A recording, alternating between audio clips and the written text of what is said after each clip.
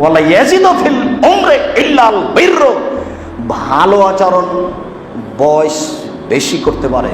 বয়স আছে 50, করে দিলেন 60, বয়স আছে 80, আল্লাহ কেটে করে দিলেন 100।